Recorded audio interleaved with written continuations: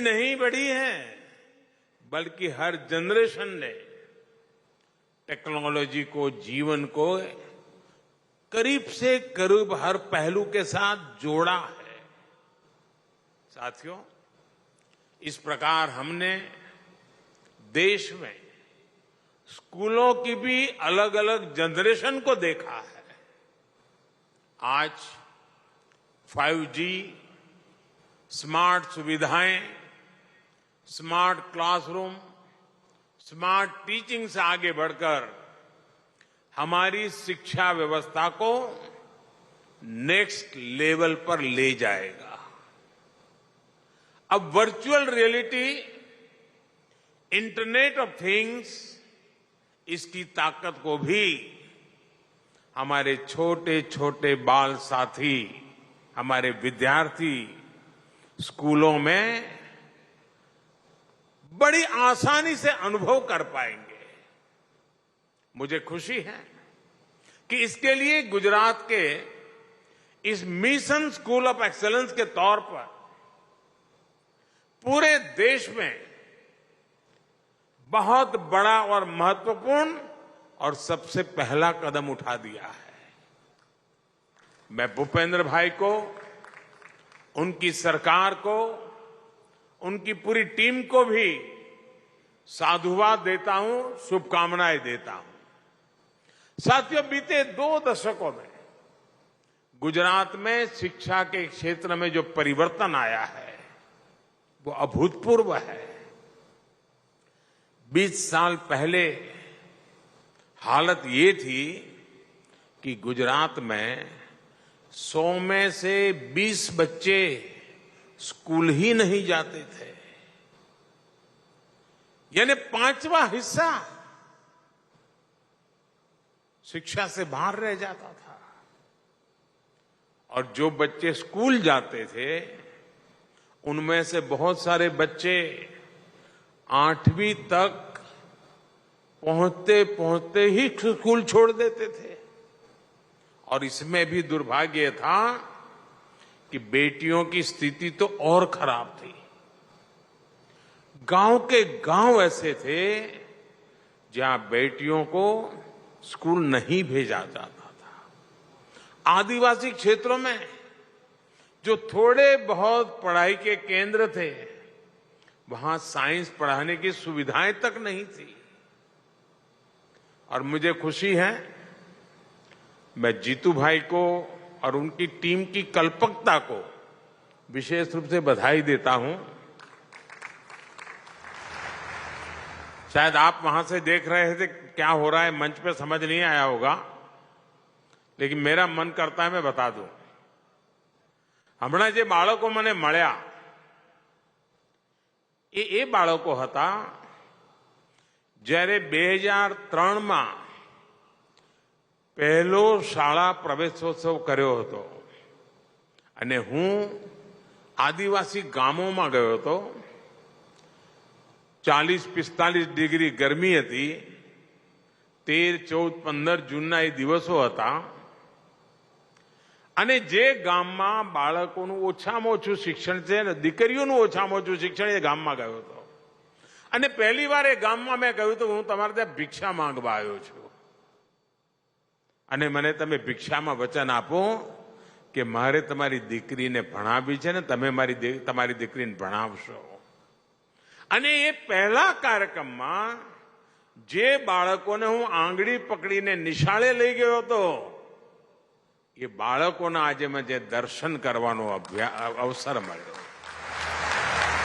આ પળે હું સૌથી પહેલા એમના માતા પિતાને વંદન કરું છું, કારણ એમણે મારી વાતને સ્વીકારી। હું તો શાળાએ લઈ ગયો પણ એમને એના મહાત્મ્યને સમજ્યું અને એમણે બાળકોને જેટલું ભણી શક્યા એટલા ભણાયા અને આજે પોતાના પગ પર ઊભા થઈને આપણી પાસે જોવા મળ્યા। મને એ બાળકોને મળીને ખાસ કરીને માતા પિતાને વંદન કરવાનું મન થાય છે અને ગુજરાત સરકાર જીતુભાઈને અભિનંદન આપું છું કે મને આ બાળકોને મળવાનો અવસર મળ્યો આજે। જેમને એકડિયું ભણાવવા માટે આંગળી પકડીને લઈ જવાનું મને સૌભાગ્ય મળ્યું હતું। साथियों, इन 2 दशकों में गुजरात के लोगों ने अपने राज्य में शिक्षा व्यवस्था का कायाकल्प करके दिखा दिया है। इन 2 दशकों में गुजरात में 1.25 लाख से अधिक नए क्लासरूम बने, 2 लाख से ज्यादा शिक्षक भर्ती किए गए। मुझे आज भी वो दिन याद है जब शाला प्रवेशोत्सव और कन्या केळवणी वो महोत्सव उसका आरंभ हुआ था।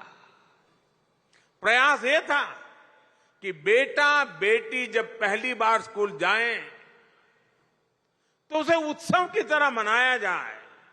परिवार में उत्सव हो, मोहल्ले में उत्सव हो, पूरे गांव में उत्सव हो, क्योंकि देश की नई पीढ़ी को हम शिक्षित और संस्कारित करने का आरंभ कर रहे हैं। मुख्यमंत्री रहते हुए मैंने गांव गांव जाकर खुद सभी लोगों से अपनी बेटियों को स्कूल भेजने का आग्रह किया था और परिणाम यह हुआ है कि आज गुजरात में करीब करीब हर बेटा बेटी स्कूल पहुंचने लगा है। स्कूल के बाद अब कॉलेज जाने लगा है। साथियों, इसके साथ ही हमने शिक्षा की गुणवत्ता पर भी सबसे ज्यादा बल दिया, आउटकम्स पर बल दिया। इसलिए हमने प्रवेशोत्सव के साथ साथ गुणोत्सव की शुरुआत की थी। Quality education. मुझे अच्छी तरह याद है कि गुणोत्सव में हर एक विद्यार्थी का, उसकी क्षमताओं का, उसकी रुचि का, उसकी अरुचि का विस्तार से आकलन किया जाता था। साथ साथ शिक्षकों का भी आकलन होता था। इस बहुत बड़े अभियान में स्कूली व्यवस्था के साथ साथ हमारे ब्यूरोक्रेट्स, हमारे अधिकारी, इवन पुलिस के अधिकारी, फॉरेस्ट के अधिकारी, वे भी 3 दिन के लिए गांव गांव स्कूलों में जाते थे, हिस्सा बन जाते थे अभियान का। और मुझे बहुत खुशी है कि कुछ दिन पहले जब मैं गांधीनगर आया था तो उस गुणोत्सव का एक बहुत ही एडवांस टेक्नोलॉजी बेस्ड वर्जन विद्या समीक्षा केंद्र के रूप में मुझे देखने को मिला। विद्या समीक्षा केंद्रों की आधुनिकता देखकर कोई भी हैरान हो जाएगा। और हमारी भारत सरकार ने, हमारे शिक्षा मंत्री ने देश भर के शिक्षा मंत्रियों को और शिक्षा विभाग के अधिकारियों को यहां गांधीनगर बुलाया था और सबके सब ये विद्या समीक्षा केंद्र को घंटों तक उसका अध्ययन करने में लगे थे। और बाद में भी राज्यों से डेलीगेशन आते हैं और विद्या समीक्षा केंद्र का अध्ययन करके उस मॉडल को अपने राज्य में ले जाने की कोशिश कर रहे हैं। गुजरात इसके लिए भी अभिनंदन का अधिकारी है। राज्य की पूरी स्कूली शिक्षा के पल पल की जानकारी लेने के लिए एक केंद्रीय व्यवस्था बनाई गई है, एक अभिनव प्रयोग किया गया है। गुजरात के हजारों स्कूलों, लाखों शिक्षकों और करीब 1.25 करोड़ स्टूडेंट्स की यहां से समीक्षा की जाती है, उनको फीडबैक दिया जाता है। जो डेटा आता है उसका big data analysis, machine learning, artificial intelligence, video wall और ऐसी तकनीक से विश्लेषण किया जाता है। उसके आधार पर बच्चों को बेहतर प्रदर्शन के लिए आवश्यक सुझाव दिए जाते हैं। साथियों, गुजरात में शिक्षा के क्षेत्र में हमेशा ही कुछ नया, कुछ यूनिक और बड़े प्रयोग करना ये गुजरात के डीएनए में है, स्वभाव में है। गुजरात में पहली बार teachers training institute institute of teachers education की स्थापना हमने की थी। चिल्ड्रन यूनिवर्सिटी, दुनिया में एकमात्र यूनिवर्सिटी, चिल्ड्रंस यूनिवर्सिटी, उसके माध्यम से प्री स्कूल एजुकेशन को साइंटिफिक तरीके से डेवलप करना, युगानुकूल बनाना, समयानुकूल बनाना, बदलते हुए युग के अनुसार बालकों को बचपन से ही वो इकोसिस्टम प्रोवाइड करना, उसके लिए भी अनेक नूतन प्रयास हुए। बच्चे खेलकूद की तरफ बढ़े, फिटनेस पर फोकस करें। इसके लिए देश में पहली बार खेल महाकुंभ जैसा आयोजन भी गुजरात ने ही शुरू किया था। और उस खेल महाकुंभ का अनुभव देखिए, उसके कारण सरकारी मशीनरी को जो काम करने की आदत बन गई, गुजरात के युवा धन की खेल के प्रति जो रुचि बनी, ये जो इकोसिस्टम तैयार हुआ, उसका परिणाम है कि जब आज बहुत सालों के बाद राष्ट्रीय खेल महोत्सव गुजरात में हुआ, अभी पिछले सप्ताह, मैंने इतनी तारीफ सुनी है, क्योंकि मैं खिलाड़ियों के संपर्क में रहता हूं, उनके कोचिज में संपर्क में रहता हूं, ढेर सारी बधाइयां मुझे दे रहे हैं। मैंने कहा भैया बधाइयां मुझे न दो, आप गुजरात के मुख्यमंत्री और गुजरात सरकार को दीजिए। ये सारा उनका पुरुषार्थ है, उनका परिश्रम है, जिनके कारण इतना बड़ा देश का खेल उत्सव हुआ। और सारे खिलाड़ी कह रहे थे कि साहब हम अंतर्राष्ट्रीय खेलों में जाते हैं और जो हम हॉस्पिटैलिटी और व्यवस्था देखते हैं, गुजरात ने उसी मन लगा के योजनाएं बनाई, हमारा स्वागत सम्मान किया। मैं सचमुच में इस कार्यक्रम को सफल बना करके खेल जगत को गुजरात ने जिस प्रकार से प्रोत्साहित किया है, इस कार्यक्रम को होस्ट करके जो एक नए स्टैंडर्ड प्रस्तावित किए हैं, इसके लिए गुजरात ने देश की बहुत बड़ी सेवा की है। मैं गुजरात के सभी अधिकारियों को, गुजरात सरकार को, गुजरात के खेल जगत के सभी लोगों को हृदय से अभिनंदन करता हूं।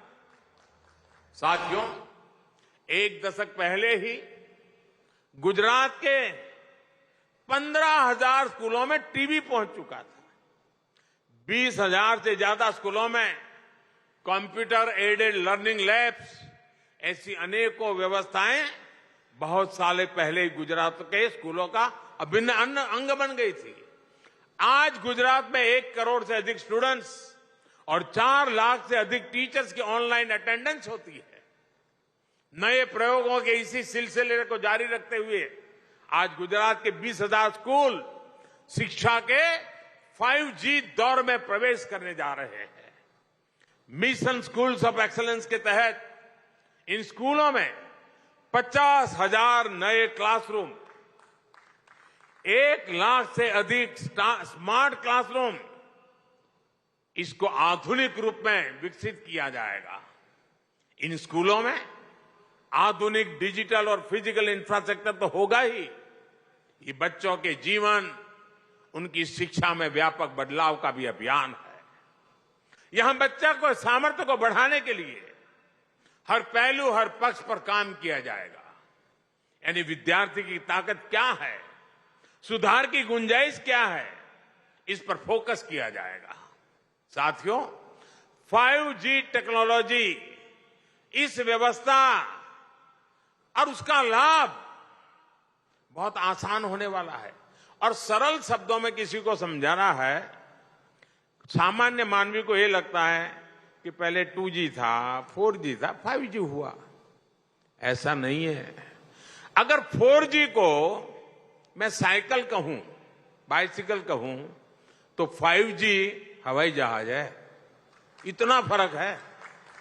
टेक्नोलॉजी को अगर मुझे गांव की भाषा में समझाना है तो मैं ऐसा कहूंगा, 4G मतलब साइकिल, 5G मतलब आपके पास हवाई जहाज है, वो ताकत है इसमें। अब गुजरात को बधाई इसलिए है कि उसने इस 5G की ताकत को समझते हुए इस आधुनिक शिक्षा, इसका बहुत बड़ा मिशन एक्सेलेंस के लिए किया है। ये गुजरात के भाग्य को बदलने वाली चीज है और इससे हर बच्चे को उसकी जरूरत के हिसाब से सीखने का मौका मिल पाएगा। इससे विशेष रूप से दूर सुदूर के गांवों के स्कूलों की पढ़ाई में बहुत मदद मिलेगी। जहां दूर बेस्ट टीचर की जरूरत है, आराम से इसे उपलब्ध हो जाएगा। बेस्ट का क्लास लेने वाला व्यक्ति हजारों किलोमीटर दूर होगा, ऐसा ही लगेगा जैसे मेरे सामने बैठ करके मुझे पढ़ा रहा है। हर विषय के बेस कंटेंट हर किसी के पास पहुंच पाएंगे। अब जैसे अलग अलग स्किल्स को सिखाने वाले श्रेष्ठ टीचर अब एक जगह से ही अलग अलग गांव शहरों में बैठे बच्चों को एक ही समय में वर्चुअली रियल टाइम में पढ़ा सकेंगे, सिखा सकेंगे। इसे अलग अलग स्कूलों में जो गैप अभी देखने को मिलता है वो भी काफी हद तक दूर होगा। आंगनवाड़ी और बाल वाटिका से लेकर कैरियर गाइडेंस और कॉम्पिटिटिव एग्जाम की तैयारियों तक ये आधुनिक स्कूल विद्यार्थियों के हर जरूरत को पूरा करेंगे। कला, शिल्प, व्यवसाय से लेकर कोडिंग और रोबोटिक्स तक हर प्रकार की शिक्षा छोटी उम्र से ही यहां उपलब्ध रहेगी।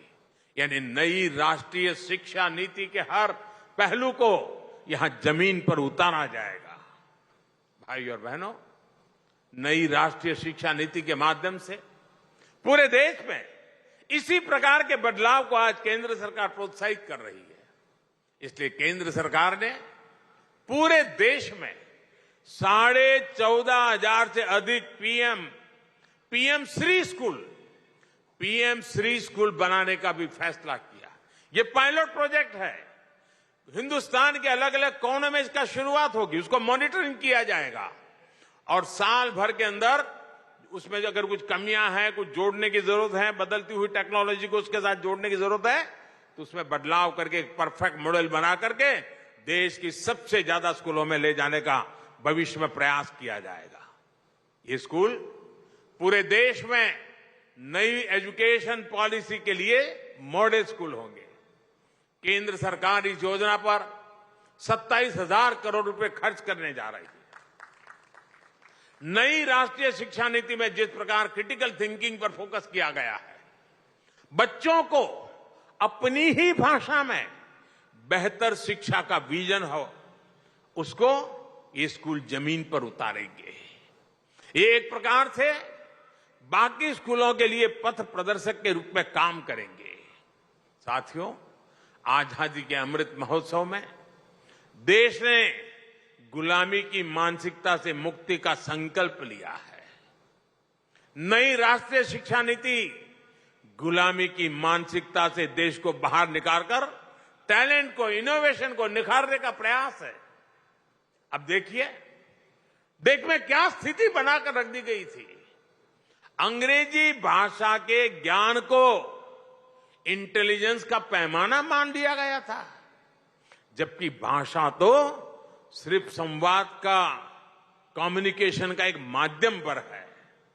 लेकिन इतने दशकों तक भाषा एक ऐसी रुकावट बन गई थी जिसने देश के गांवों में, गरीब परिवारों में प्रतिभा जो थी, जो प्रतिभा का भंडार था, उसका लाभ देश को नहीं मिल पाया। न जाने कितने ही प्रतिभाशाली बच्चे, देशवासी सिर्फ इसलिए डॉक्टर, इंजीनियर नहीं बन पाए क्योंकि उनको जो भाषा समझ आती थी उसमें उनको पढ़ाई का अवसर नहीं मिला। अब ये स्थिति बदली जा रही है। भारतीय भाषाओं में भी साइंस, टेक्नोलॉजी, मेडिकल, इस पढ़ाई के विकल्प अब विद्यार्थियों को मिलना शुरू हो गया। गरीब मां पण છોકરાને અંગ્રેજી શાળામાં ન ભણાવી શકી હોય તો પણ દીકરા દીકરીને ડોક્ટર બનાવવાનું સપનું જોઈ શકે છે અને એની માની ભાષામાં એ બાળક ડોક્ટર પણ બની શકે, એ દિશામાં આપણે કામ કરીએ છીએ જેથી ગરીબના ઘરમાં પણ ડોક્ટર તૈયાર થાય। गुजराती सहित अनेक भारतीय भाषाओं में पाठ्यक्रम बनाने के लिए प्रयास चल रहे हैं। ये विकसित भारत के लिए सबके प्रयास का समय है। देश में ऐसा कोई नहीं होना चाहिए जो किसी भी कारण से छूट जाए। यदि नई नेशनल एजुकेशन पॉलिसी की स्पिरिट है और इसी स्पिरिट को आगे बढ़ाना है। साथियों, शिक्षा पुरातन काल से ही भारत के विकास की धुरी रही है। हम स्वभाव से ही नॉलेज के, ज्ञान के समर्थक रहे हैं। और इसलिए हमारे पूर्वजों ने ज्ञान विज्ञान में पहचान बनाई, सैकड़ों वर्ष पहले दुनिया की सर्वश्रेष्ठ यूनिवर्सिटीज बनाई, विशालतम लाइब्रेरी स्थापित की। हालांकि फिर एक दौर आया जब आक्रांताओं ने भारत की संप्रदा को तबाह करने का अभियान छेड़ा, लेकिन शिक्षा को उस विषय में भारत ने अपने मजबूत इरादों को न छोड़ा, मजबूत आग्रह को कभी नहीं छोड़ा। जुल्म सहे लेकिन शिक्षा का रास्ता नहीं छोड़ा। यही कारण है आज भी ज्ञान विज्ञान की दुनिया में, इनोवेशन में हमारी अलग पहचान है। आजादी के अमृत काल में अपनी प्राचीन प्रतिष्ठा को वापस लाने का अवसर है। भारत के पास दुनिया की श्रेष्ठ नॉलेज इकोनॉमी बनने का भरपूर सामर्थ्य पड़ा है, अवसर भी इंतजार कर रहे हैं। 21वीं सदी में साइंस से जुड़ी, टेक्नोलॉजी से जुड़े अधिकांश इनोवेशन, अधिकांश इन्वेंशन भारत में ही होंगे। और मैं जब कहता हूं उसका कारण मेरे देश के नौजवानों पर, मेरे देश के नौजवानों के टैलेंट पर मेरा भरोसा है। इसलिए ये कहने का मैं साहस कर रहा हूं। इसमें भी गुजरात के पास बहुत बड़ा अवसर है। अभी तक गुजरात की पहचान क्या थी? हम व्यापारी, कारोबारी, एक जगह से माल लेते थे, दूसरी जगह पे बेचते थे और बीच में दलाली से जो मिलता था उससे रोजी रोटी कमाते थे। उसमें से बाहर निकल के गुजरात धीरे धीरे मैन्युफैक्चरिंग के क्षेत्र में अपना नाम कमाने लगा। और अब 21वीं सदी में गुजरात देश के नॉलेज हब के रूप में, इनोवेशन हब के रूप में विकसित हो रहा है। मुझे विश्वास है कि गुजरात सरकार का मिशन स्कूल्स ऑफ एक्सेलेंस इसी स्पिरिट को बुलंद करेगा। साथियों, मुझे इस अत्यंत महत्वपूर्ण कार्यक्रम में आज आने का मौका मिला। अभी 1 घंटे पहले मैं देश की रक्षा शक्ति वाले कार्यक्रम से जुड़ा था। घंटे भर के बाद देश की, गुजरात की ज्ञान शक्ति के इस कार्यक्रम में जुड़ने का अवसर मिला है। और यहां से अभी जा रहा हूं जूनागढ़, फिर राजकोट, वहां समृद्धि के क्षेत्र को छूने का मुझे प्रयास करने का अवसर मिलेगा। साथियों, एक बार फिर मैं गुजरात के विद्या जगत को, गुजरात की भावी पीढ़ी को,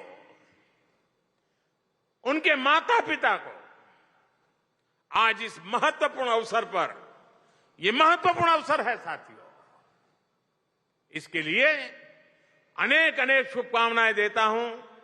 भूपेंद्र भाई और उनकी टीम को हृदय से बहुत बहुत बधाई देता हूं। धन्यवाद।